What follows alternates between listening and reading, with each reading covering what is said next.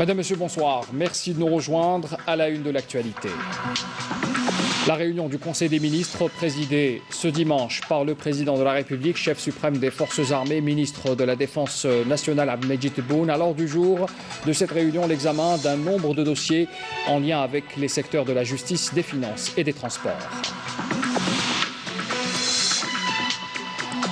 Soutenir et encourager les startups pour en faire la locomotive d'un nouveau modèle économique basé sur la connaissance et l'innovation, un choix plébiscité par le président de la République lors de l'ouverture de la conférence sur les startups.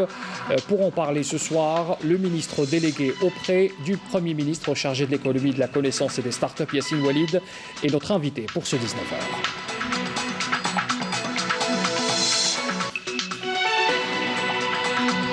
Et nous célébrons ce mois d'octobre, le mois de sensibilisation contre le cancer du sein, premier cancer féminin qui touche quasiment une femme sur 8 chez nous, en Algérie. C'est la rentrée pour les étudiants de l'École supérieure des sciences et de la technologie du sport de Del Ibrahim. Ils ont repris le 20 septembre dernier les cours après un arrêt qui a duré plusieurs mois en raison du coronavirus. Un reportage à suivre également pour ce 19h. Bienvenue à tous. L'actualité de ce dimanche est marquée donc par la tenue du Conseil des ministres, présidé par le président de la République, chef suprême des forces armées, ministre de la Défense nationale, Abdelmajid Tebboune.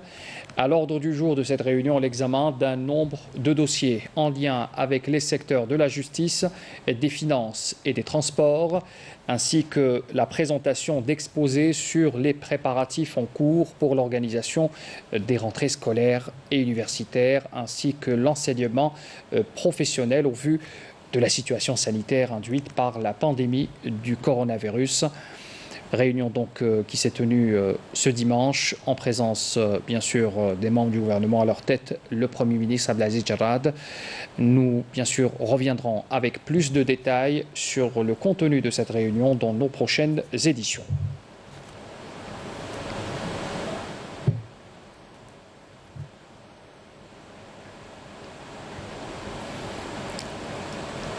Alors je rappelle que le président de la République, chef suprême des forces armées, ministre de la Défense nationale, avait tenu cette réunion ce dimanche en présence du gouvernement, à sa tête le Premier ministre Abdelaziz Jarrad.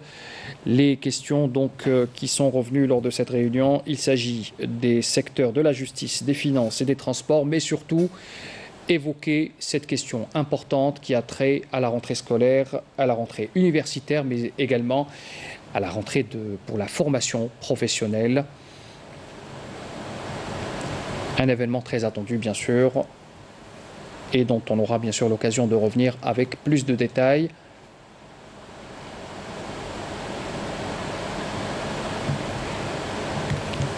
Voilà donc pour cette réunion tenue tout à l'heure.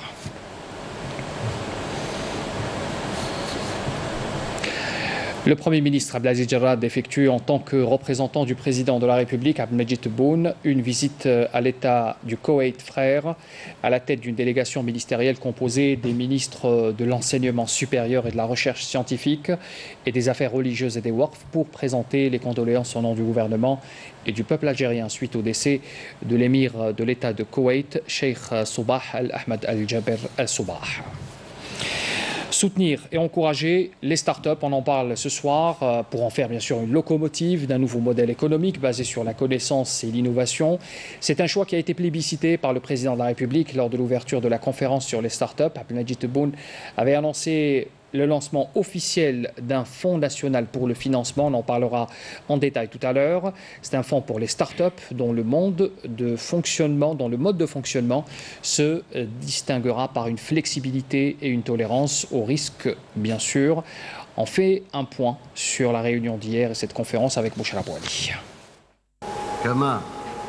Faire des startups la locomotive d'un nouveau modèle économique basé sur la connaissance et l'innovation est la priorité du président de la République, qui a annoncé lors de Algeria Disrupt 2020, la première conférence nationale dédiée aux startups, le lancement officiel du Fonds national pour le financement des startups, dont le mode de fonctionnement se distinguera par une flexibilité et une tolérance au risque.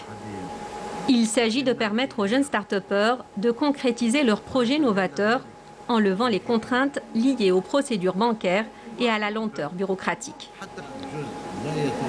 Ce type de fonds est habituellement financé dans les États libéraux par le secteur privé, dira le chef de l'État, qui a affirmé que celui de l'Algérie sera financé par l'État et restera ouvert au secteur privé et les sociétés étrangères qui souhaiteraient y contribuer financièrement en devise ou en monnaie nationale. Abdelmejid Tebboune a dans ce sens formé le vœu de voir ce fonds régler les demandes de financement dans des délais très courts et les Walis répondre aux besoins de ces start-up en matière de foncier industriel d'ici fin 2020. Lors de cette conférence, qui selon le chef de l'État n'est pas moins importante que celle sur la relance économique organisée il y a près d'un mois, une série de mesures de nature à tracer les contours d'une économie de connaissance a été prise pour renforcer l'écosystème de l'innovation dans notre pays afin de le hisser au niveau des aspirations des jeunes.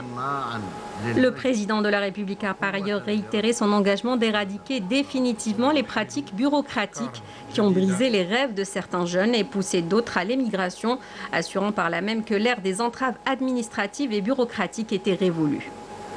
C'est dans cette perspective qu'un nouveau système déclaratif a été adopté. Il est censé permettre aux porteurs de projets innovants de concrétiser leurs idées, loin de toute entrave à caractère administratif. Et de rappeler dans le même contexte les incitations fiscales introduites au titre de la loi de finances complémentaires au profit des start-up, en plus des différentes facilitations relatives à l'accès au foncier pour la réalisation des incubateurs et des accélérateurs. Le président de la République s'est par ailleurs félicité du niveau des jeunes porteurs de projets innovants avec lesquels il a échangé lors de sa visite d'une exposition organisée en marge de la conférence qui a regroupé près de 40 start-up. Et afin d'encourager les créateurs en herbe, le chef de l'État a honoré 7 jeunes innovateurs ayant entre 11 et 15 ans, dont 3 ayant remporté un concours international de robotique en Corée du Sud.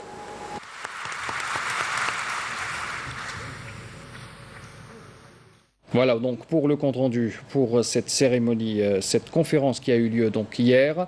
Et pour en parler en détail, je reçois ce soir le ministre délégué auprès du Premier ministre chargé de l'économie, de la connaissance et des startups, Yassine Oualid.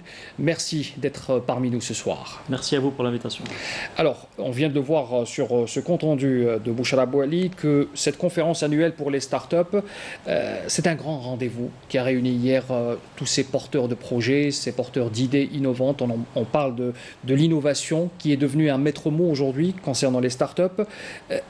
L'État aujourd'hui affiche clairement, avec la présence du chef de l'État, ce n'est pas rien, un président de la République qui assiste à cette réunion, c'est un geste fort, c'est un message fort pour ces jeunes qui veulent investir dans ce domaine? C'est effectivement un geste fort. Ça témoigne aussi de l'importance qu'a Monsieur le président de la République ainsi que le gouvernement sur le sujet des startups et du développement d'une économie basée sur la connaissance. L'événement d'hier était un événement extrêmement important et le fait d'avoir Monsieur le président de la République qui nous a honoré de sa présence ne fait que confirmer cette volonté politique qui a été exprimée initialement par la création d'un ministère dédié aux startups et l'économie de la connaissance. Et on voit maintenant le fruit de la création de ce ministère avec la concrétisation d'un certain nombre de projets qui étaient très attendus par les porteurs de projets innovants, par les start-upers. Quels sont, par exemple, pardonnez-moi Monsieur le Ministre, quels sont les projets, par exemple, qui ont vu le jour depuis ces derniers mois? Est-ce qu'il y a des projets qui apparaissent par rapport à d'autres dans le domaine? Il faut peut-être d'abord expliquer ce que c'est qu'une start-up. C'est avant tout une entreprise qui est innovante, qui a un fort potentiel de croissance. On a un certain nombre de start-up algériennes qui se sont distinguées en réussissant à s'implanter dans d'autres pays et à exporter leurs services ou leurs produits innovants. La plupart sont dans le secteur de l'économie numérique qui est sans doute le secteur qui est, je pense, l'un des plus importants. Nous avons également d'autres startups dans d'autres secteurs comme la biotechnologie, l'intelligence artificielle, etc. Donc on a énormément de secteurs qui sont dans des technologies de pointe où on retrouve des Algériens qui ont des compétences qui n'ont absolument rien à envier à ce qu'on retrouve dans des pays extrêmement développés. Donc vous venez de parler, enfin on parle aujourd'hui d'un rattrapage, d'un retard par exemple. L'Algérie rattrape un retard dans ce domaine-là. On sait que les dernières années, la start-up n'avait peut-être pas la place qu'elle méritait dans le concept économique que nous voulons développer. Aujourd'hui, le président de la République a rappelé que la start-up est un levier, elle permet d'être un levier pour l'économie nationale. Il avait parlé particulièrement d'un fonds, on aura l'occasion d'en parler dans quelques instants, mais il est revenu sur un des aspects qui a bloqué les jeunes jusqu'à présent, la bureaucratie. La bureaucratie a été un phénomène qui a, j'ai envie de dire, découragé beaucoup de jeunes porteurs d'idées qui auraient pu concrétiser leurs projets.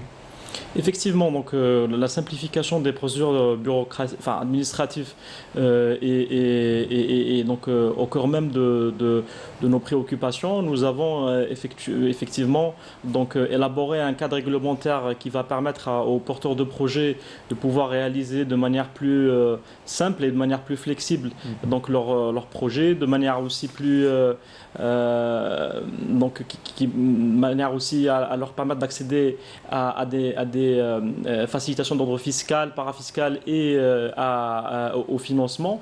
Donc tout cette armada de textes réglementaires, etc.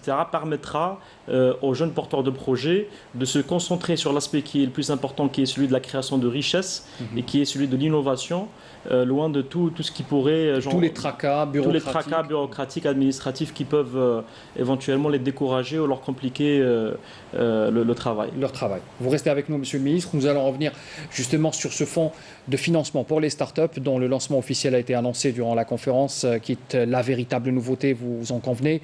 Alors ce fonds permettra de financer et d'accompagner le projet innovant des jeunes porteurs d'idées. On voit cela en détail avec Amélia Bellal. La décision a été prise par le chef de l'État Abdelmajid Tebboune. Le fonds de financement des startups a été officiellement créé lors de la conférence nationale tenue hier.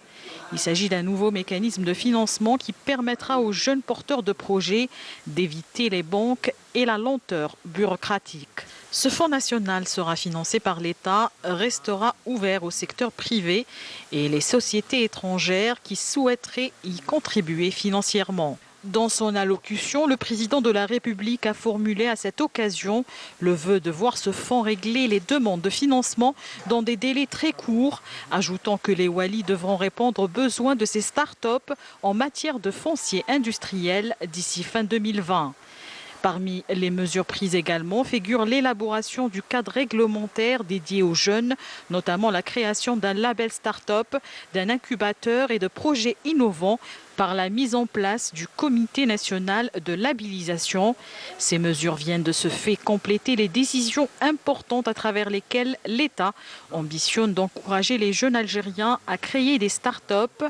Et à cette occasion, le chef de l'État, Abdelmajid Tebboune, a honoré 7 jeunes innovateurs, dont 3 ayant remporté un concours international de robotique en Corée du Sud. Monsieur le ministre, on revient sur ce projet en particulier, le fonds d'investissement pour les jeunes porteurs de projets donc, et d'idées innovantes. Vous êtes satisfait de cette annonce? Cela vous donne un peu une large perspective pour concrétiser beaucoup de projets qui sont autour de vous, de ces jeunes qui s'adressent à vous, justement, tous les jours? Effectivement, donc l'élaboration de mécanismes de financement qui soient plus adaptés aux startups et à leurs spécificités était quelque chose d'extrêmement attendu par la communauté des startups, par les porteurs de projets innovants. Aujourd'hui, on ne peut pas parler de startup sans parler de risque, d'où le fait d'avoir créé un fonds de capital risque. Donc c'est un mécanisme de financement qui est totalement différent des mécanismes existants type ONCEJ, CNAC, etc. qui sont basés sur de la dette parce qu'on considère que nous ne pouvons pas financer des startups avec de la dette. Les startups, c'est avant tout des entreprises qui sont dans des secteurs technologiques, qui sont dans l'innovation. On a un taux d'échec qui est extrêmement important partout dans le monde, qui avoisine les 80%. Ça ne décourage pour autant pas les investisseurs privés donc d'investir sur des startups en prévision d'une éventuelle plus-value, parce que ces startups-là ont aussi la capacité d'avoir une croissance exponentielle. Et donc le fait d'avoir un mécanisme de financement en capital risque était quelque chose d'extrêmement attendu et d'extrêmement important.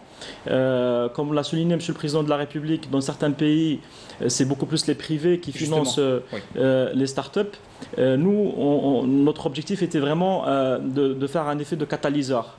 Donc, étant donné qu'il n'y avait pas de privés sur la place qui était justement spécialisé dans le private equity, donc dans le financement en capital risque, nous avons effectivement donc penché vers la création d'un fonds qui, plutôt que de financer comme le faisaient les anciens mécanismes de financement qui sont, je le rappelle, beaucoup plus adaptés aux micro-entreprises, aux entreprises classiques.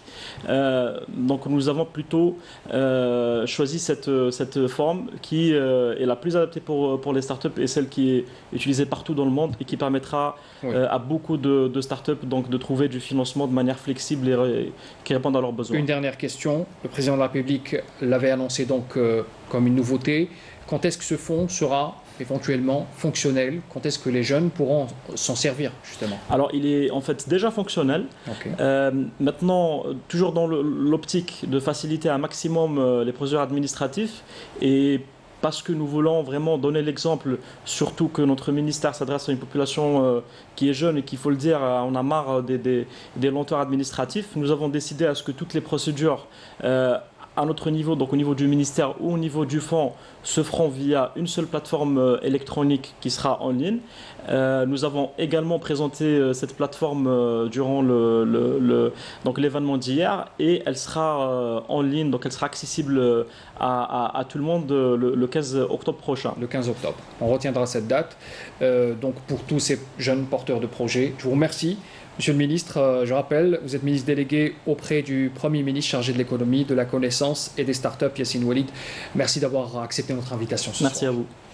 Alors on poursuit ce journal pour vous parler du projet de révision constitutionnelle qui accorde une grande importance aux jeunes, justement, en tant que partenaires actifs, dont la construction de l'Algérie nouvelle. La nouvelle constitution vise, entre autres, à faire participer les jeunes dans la vie publique, et ce, en assurant tous les moyens nécessaires à l'exercice de l'activité politique. Yamina Saïdji.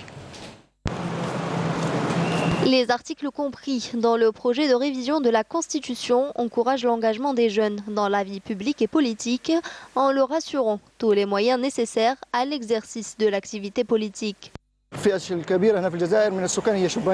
La majorité de la population algérienne est jeune. Il faut aller voter pour participer au développement et au changement de la société.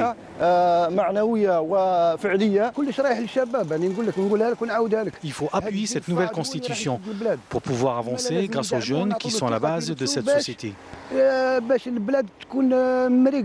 À travers ces nouveaux articles, l'État s'engage à soutenir les jeunes, notamment dans le mouvement associatif, en les aidant à s'impliquer dans la vie politique. Nous attendons que l'État se tourne vers les jeunes et nous espérons le meilleur pour notre pays.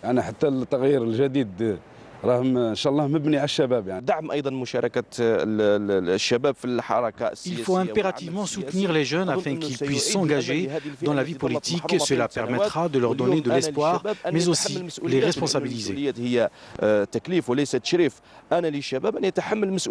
Une fois approuvée par le peuple, cette nouvelle constitution permettra de répondre aux aspirations de la jeunesse algérienne.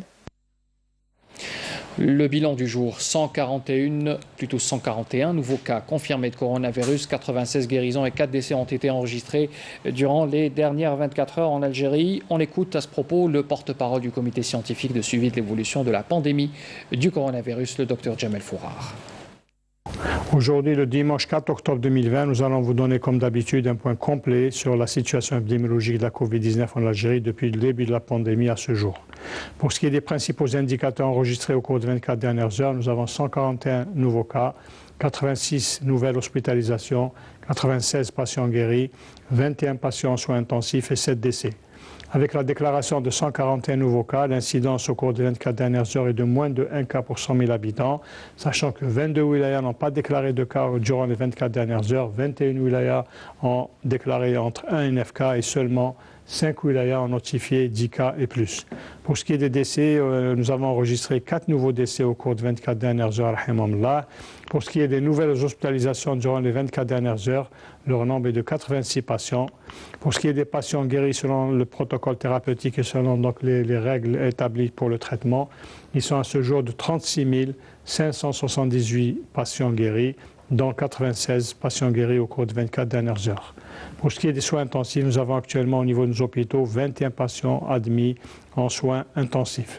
Et comme d'habitude, nous demandons à notre population de rester très vigilante durant cette période très critique, de respecter les règles de prévention, notamment l'hygiène des mains, la distanciation sociale et le port de masque obligatoire en tout lieu et en toutes circonstances. Nous célébrons en ce mois d'octobre le mois de sensibilisation contre le cancer du sein, le premier cancer féminin qui touche quasiment une femme sur 8 en Algérie. Des campagnes de lutte contre cette maladie sont organisées au niveau des hôpitaux, mais aussi par des associations. L'exemple, l'association Al-Fajr d'Alger qui insiste sur l'importance de se faire dépister à partir de 40 ans. Badia Amani.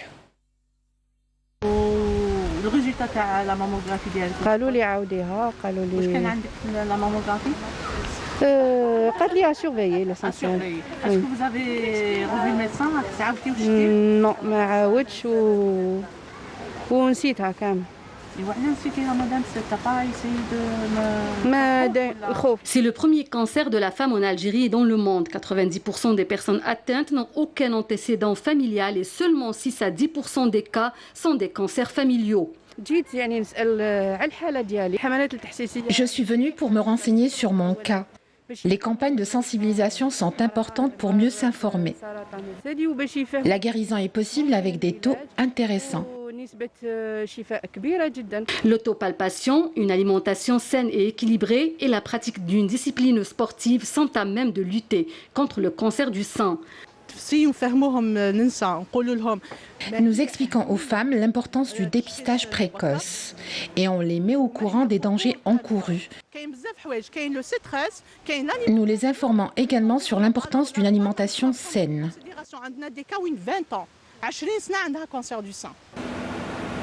On ne le répétera jamais assez, la prévention est primordiale pour se prémunir contre cette maladie redoutable. Le dépistage précoce est indiqué pour éviter le pire.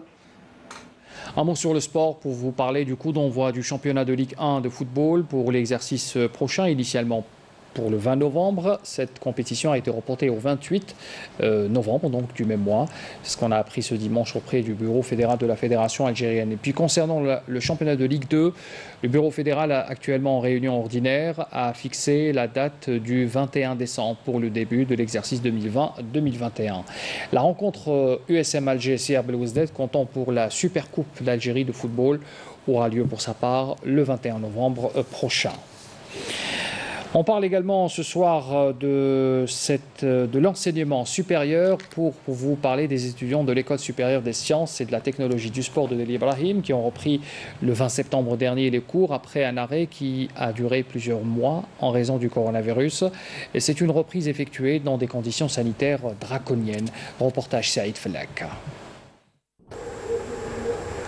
Après 6 mois d'arrêt, c'est la rentrée des classes pour les étudiants de l'École supérieure en sciences et technologies du sport de Deli Ibrahim.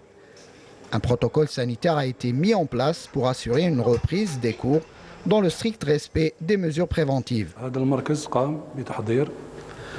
Le centre médical de l'école a mis en place un protocole sanitaire strict pour assurer la reprise des cours dans les meilleures conditions. L'étudiant doit remplir d'abord une fiche concernant son état de santé afin qu'il puisse être suivi. Concernant l'hébergement, on est passé de 4 à 2 étudiants par chambre. La distanciation est assurée aussi dans les salles de classe et le restaurant. On a commencé les études et tout ça se passe bien, les cours, les conditions sont très bonnes. Soit en hébergement, on est 2 dans la chambre. soit au restaurant, les bavettes sont obligatoires, la distance entre les étudiants. Afin de mieux gérer l'afflux des étudiants et assurer le respect de la distanciation physique, la direction de l'école a autorisé la présence des étudiants de la première année uniquement. On est en train d'accélérer pour éviter de perdre l'année sur le second semestre. Donc on a des cours bloqués et tout en respectant bien sûr toutes les consignes de distanciation, de port de masque, de gel. Ce qui est bien dans cette école, c'est qu'on fait rentrer promotion par promotion. On a fait rentrer les premières années, on va terminer avec eux fin octobre, et après on fait rentrer les deuxième et troisième années qui ne sont pas nombreux. Pour rattraper le retard dû à l'arrêt des cours, l'école a privilégié l'enseignement à distance, assurant les cours par Internet. Nous avons continué à diffuser les cours sur site. Et pendant toute cette période, nous avons diffusé presque 580 cours. Donc ce qui nous a facilité la reprise et qui s'est effectuée le 20 septembre. Et à partir de là, nous avons conçu un programme au préalable qui a pris en considération tout le vécu que nous avons passé pendant cette période de confinement. La direction de l'école a arrêté la date du 21 novembre pour l'entame des cours de la nouvelle année universitaire 2020-2021. On parle également ce soir de l'industrie et de l'industrie du film plastique, en particulier avec l'unité Meriplast implantée au cœur de Bjaya. Elle produit 25 000 tonnes de films annuellement, mais pas seulement. Elle fait aussi de l'exportation vers l'Europe, l'Afrique et même aux États-Unis. Saïda Mayouf, reportage. Créée à la fin des années 90, l'unité Meriplast implantée au centre de Béjaïa s'est spécialisée à ses débuts dans la production des emballages souples, particulièrement les films plastiques. Une gamme sollicitée par le tissu industriel de l'époque. Au fil des ans, la production s'est diversifiée et son volume a augmenté pour atteindre 25 000 tonnes de films annuellement. Elle est scindée en deux familles de produits. Nous avons à peu près 5 000 tonnes en films complexes qui sont destinés aux industries les snacks, les biscuiteries, les chocolateries, les unités de pâtes alimentaires et autres. Et nous avons le deuxième segment qui est le segment du PE, imprimé et neutre, qui s'adresse principalement aux grands complexes de fabrication de sucre, les raffineries de sucre, l'électroménager, les cimenteries. Nous faisons également de houssage pour les cimenteries et les emboutilleurs pratiquement. On a commencé à 6 bonhommes, parmi lesquels moi je me trouve, donc je suis le 7e. On a travaillé, on a bossé. On faisait des films plastiques, la gaine plastique. On a commencé à s'agrandir tout doucement. Alors chaque 3 ans, en 87, en 90, j'ai ajouté une machine. En 95, j'ai rajouté une autre machine. Et ça monte. S'étant imposé sur le marché algérien en tant qu'acteur incontournable, Meriplast s'est tourné au début de l'an 2018 vers les marchés extérieurs. C'est un acteur important sur le marché algérien. Et depuis un certain temps, nous exportons vers le reste du monde. Nous avons un excédent de production que nous arrivons à exporter. Nous avons choisi de commencer à exporter vers l'Europe. C'était un choix de notre société pour pouvoir, parce que si nous arrivons à exporter en Europe, nous pourrons exporter quasiment partout. Donc ensuite, on s'est mis à exporter vers l'Afrique. C'est le Sénégal, c'est le Cameroun, c'est l'Angola, c'est en Tunisie. Et depuis cette année, donc depuis le début de l'année, nous avons commencé à exporter même aux USA, aux États-Unis d'Amérique. On vient juste de faire une expédition vers les USA. C'est une expédition d'un conteneur de 25 tonnes, mais c'est une expédition d'échantillons pour confirmer d'un plan de charge beaucoup plus performant et plus volumineux. Donc on a expédié de la gaine, de la housse thermorétractable et du film pour des emballages, divers emballages. Avec une création de 250 postes d'emploi et des techniques maîtrisées, cet investissement est à même de promouvoir l'économie nationale et de booster les exportations hors hydrocarbures.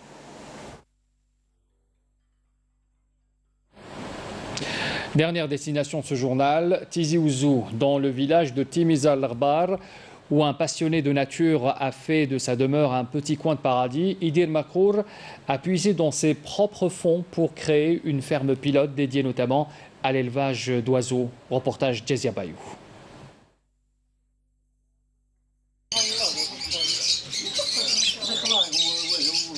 À première vue, l'on se croirait dans un parc ornithologique.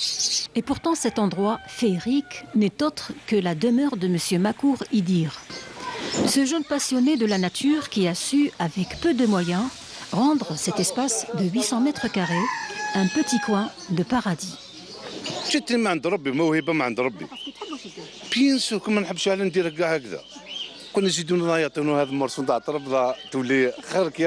Cet endroit dégage en fait une sorte des ondes positives très apaisantes.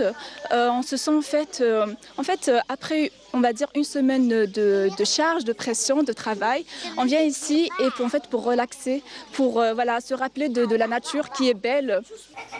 C'est dans ce pigeonnier que tout a commencé. Idir s'intéresse à l'élevage de pigeons et de là aux oiseaux, toute espèce confondue. Son aviculture s'agrandit. De 2 pigeons, il se retrouve aujourd'hui avec plus de 1500 oiseaux, pour qui le propriétaire voue un profond attachement. C'est l'impossible. Moi, je suis émerveillé quand je viens. Je trouve que même moi, je ne les connais pas. Il me faut des études. Et quand les enfants passent par là, c'est l'épanouissement total. Pour vous dire, hein, et il le fait tout seul. Il a un enfant qui l'aide, c'est tout, pour donner quand il est absent. Mécanicien de métier, Idir n'a pas hérité d'une grande fortune. Et pourtant, en puisant dans ses propres fonds, il réalise un cadre bien agréable pour l'embellissement de son projet. Une cascade traditionnelle, avec un bassin rempli de poissons. Un espace dédié au patrimoine. Et même un verger exotique. شوفي الخير تاع البلاد هذه ها اللي يخدم العرقوب كيما هذا والله العظيم خير من البترول على بالك والله خير من البترول ها شوف كيف عامل الخير شوف هذه يقولوا لها لا غوياف. Pour un meilleur rendement, Idir ambitionne d'étendre sa ferme pilote, une fois l'aide des pouvoirs publics octroyée. والله عندي لي زيدي هنا قال لك لي زيدي صح ماشي صوار اللي يبغى يخدم بلاد كيما هذه رحم باب والله ندير حوايج والله ندخل كيف يقولوا في مسابقات عالميه.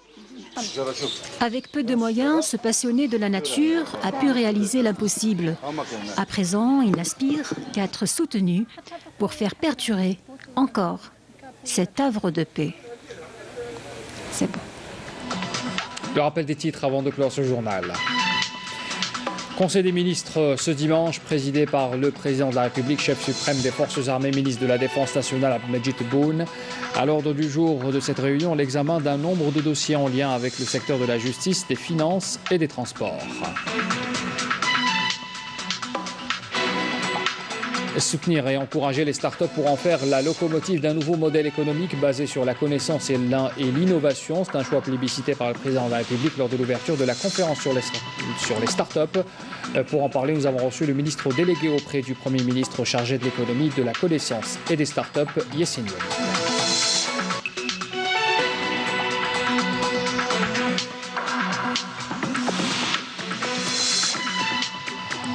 Nous célébrons ce mois d'octobre le mois de sensibilisation contre le cancer du sein, le premier cancer féminin qui touche quasiment une femme sur 8 chez nous, en Algérie.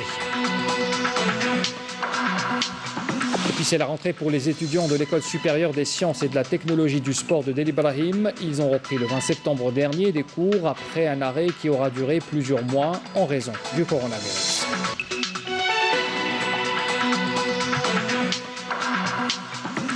C'est la fin de ce journal. Merci de l'avoir suivi. Les adresses pour les replays et l'info en continu s'affichent au bas de votre écran et on vous laisse apprécier ces images de Tizi Ouzou dans ce reportage que nous avons diffusé il y a quelques instants.